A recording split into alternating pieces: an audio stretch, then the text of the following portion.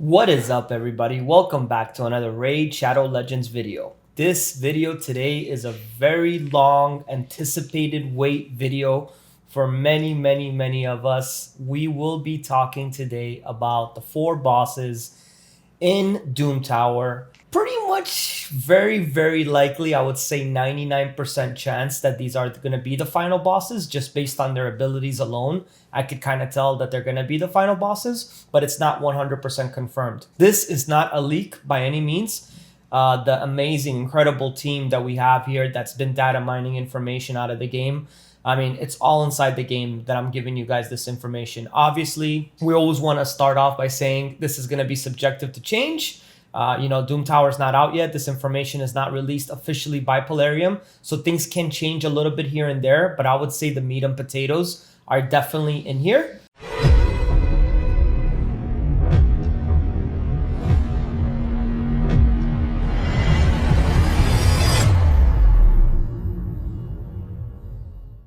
And I do want to apologize about the noise that's being made here inside my house. I haven't been able to make videos in quite a while because I've been going through a remodel nightmare, to say the least. And it's still being done. My house was supposed to be renovated over 3 weeks ago. And you can hear the noise there. They're still at it. Things are not getting done right the first time, and it's having to take the second, third, and fourth, and fifth time. So I apologize about the noise in advance. It was just more important for me to get this video out to you guys as soon as possible. And also want to thank everybody for all the support, for everyone that joined the Discord. This is not going to be a video going over tactics and strategies on these bosses. That we leave for Discord. I have 3,600 people in my Discord. We're growing every single day, and all the strats, everything that's in regards to these bosses, we're going to discuss them there with all the smartest players in the world, because that's the way things should be. You know, we should be talking about all these abilities, strategies, and things like that, all in one open platform where everyone can read, where everyone can write and post their thoughts, their strategies, and ideas and things like that. So, enough fluff. Let's get right into the video. So the Doom Tower is going to have a rotational final boss. From what I understand, it's going to be 4 different bosses that are going to be rotated. And their names are as followed: Scarab King, Magma Dragon, Frost Spider, and Nether Spider. So, and I think my data miners are telling me that they're pretty certain that the Frost Spider, Sorath, the Frost Spider, is gonna be the first boss in rotation that's gonna be out, in the next 3 weeks or whenever it is that they go ahead and release this this Doom Tower update, the long anticipated Doom Tower update. So anyhow, let's get right into it. So the first boss we're going to cover here, and I apologize for reading, I can't memorize all these abilities, and this info was just given to me. So the first boss we're going to cover is going to be Agrath the Nether Spider. Okay, so first ability is Envenomed Strand, and Strand, yes. Attacks all enemies, places 5% poison for 4 turns. Repeats the attack for each spiderling without buffs. Cannot be resisted or blocked. Okay, second ability. Blood Feast. Spawns 4 spiderlings, then puts counterattacks on all of them for 3 turns. Attacks all enemies with spiderlings. If at least 1 is spawned. Max 4 spiderlings can be spawned at a time. And alive in total. Passive number 1. Elder Lurker. Counterattacks when enemy decreases Agrath's turn meter damage equal to lost turn meter. Interesting passive. Tide of Toxins. Attacks all enemies at the start of each turn. Combusts poisons. Increase debuff duration when attacked. Then places weaken. Okay, that wasn't enough. Agrath's spiderlings have abilities as well. Attacks all enemies, places 5% poison for 2 turns, cannot be resisted or blocked. Heals Agrath by 10% each time a spiderling counterattacks, Places ally protection on Algorith. Whenever a counterattack is removed or expires, ally protect cannot be removed. Wow. Yeah, this boss, just from reading these abilities, seems like a real pain in the ass. Definitely gonna be an interesting thread going over with him in Discord, in our Discord, talking about him. Next boss is gonna be Kuldoth the Magma Dragon. So, with this fella right here, a first ability here, Brand with Weakness, attacks one enemy, decreases turn meter by 50%.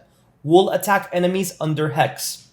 If you guys are not familiar with Hex, that is an ability, I believe, in Minnow, and it doubles the damage of the boss to you. Overburn, second ability. Attacks all enemies, instantly activates HP burn, and decreases duration by 1. Not sure what that means by decrease. Okay, we'll have to see how that works. Stroke the Flames, his third ability. Attacks all enemies, places HP burn for 3 turns, then steals 10% of turn meter from enemies under HP burn. Places a Hex debuff on lowest HP, cannot be resisted or blocked. Interesting. Lethal Lava, passive number 1, places a Hex debuff on an enemy whenever they have a Hex debuff removed. Interesting. Passive number 2, ignores block damage, shield, unkillable, and 100% of defense for enemies under Hex. Removes HP burn from Dragon and replace with continuous heal. Wow. Last passive, Molten Dragon, immunity excluding provoke. Interesting. Okay. Not sure how that exactly reads out. Molten Dragon, immunity excluding provoke. Okay. I guess he can be provoked. Maybe that this is gonna be that boss that I was telling you guys, do this fusion. And I got so much hate on that, right? Anyways, moving along. Third boss, Borgoth the Scarab King. First ability, Madness Fog. Attacks all enemies. Places decrease attack and speed. Extra hit on all enemies with no shield. Places an extra hit on all enemies with no shield. Extra hit place, provoke. Wow, okay. Vile Absorption. Attacks all enemies. Places extra hit for each buff. Each extra hit steals 1 random buff if no shield, or removes 1 buff if shielded. Places True Fear if no buffs are stolen, or Fear if no buffs are removed. Okay. Very interesting ability. Sorry for reading that terribly. Passive number 1, Spectral Horror. Decreases damage received according to how much max HP has been decreased. Damage received is minus 90% if max HP decrease less than 10%. 60% if 10 to 20, 30% if 20 to 30, or 0 if more than 30. Okay. Does somebody say Destroy Set is viable?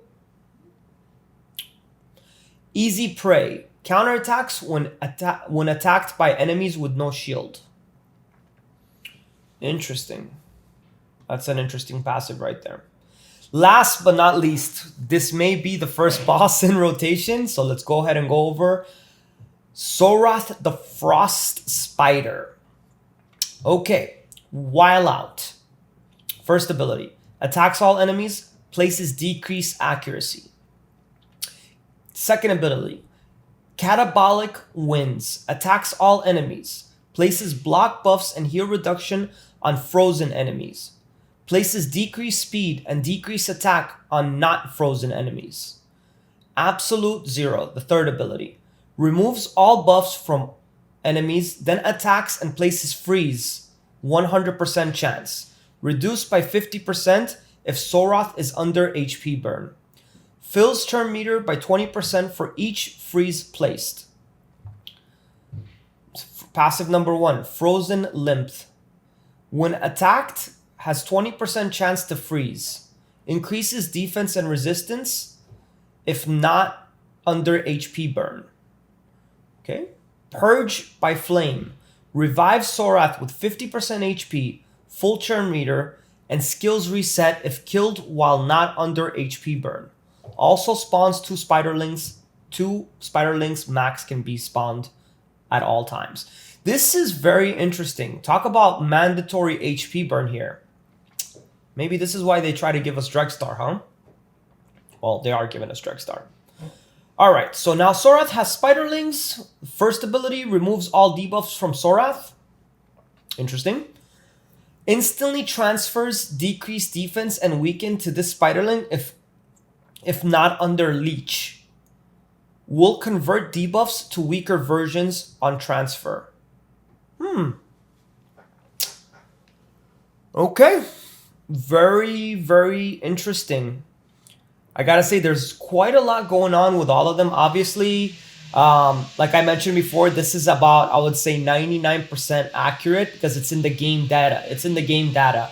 So this isn't like, hey, I'm guessing here, or this is a leak or anything like that. So I know a lot of you were able to see the text of this on the video. Do let me know down below what your initial thoughts are on all of these different abilities, these 4 different bosses.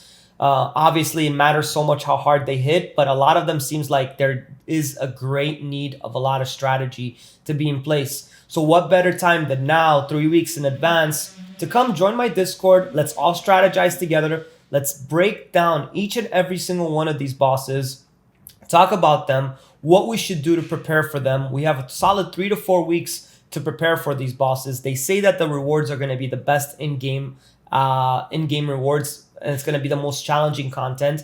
They did nerf, they did nerf Faction Wars significantly. So this is going to be the next thing that everybody, that they're supposed to keep us really, really busy with this. It's supposed to be really overtuned. So it's going to be very, very hard. So we should all come together, strategize together, come up with ways that we can, strategies of what we can do in advance to plan for these bosses and for these specific abilities. All that's going to be done in my Discord. Link is always down below. I would love for all of you to join. Let's close it out at 4,000 in the next week or so. That'll be super awesome to have that. I did just have my birthday pass. I'm sorry I haven't had a lot of content lately for you guys, but the Faction War series was awesome. I did release it right before the nerf, but everything inside that series is still applicable. All the cheese strats, everything that you guys saw in there, everything still works just as good. So don't hesitate to watch it, and we're there as well inside the Discord. I can't thank all of you guys that actually sat there and personally tagged me and Azazel and thanked us for the videos. It's really inspiring, and it's what keeps me going. And now that I moved and I have my setup already set up, better believe I'm going back to streaming. I'm going back to recording videos. But like I always try to do, I always want to make informative and great videos that all of you will be able to watch and get something out of. So for now, I hope to see you all in the Discord. Congratulations to all the winners of the contest. Please go back in there, and every month it's going to be in there. All my giveaways are always going to be done in the Discord. So I hope to see you all there, and I can't thank you all enough. And till next time, have a great one.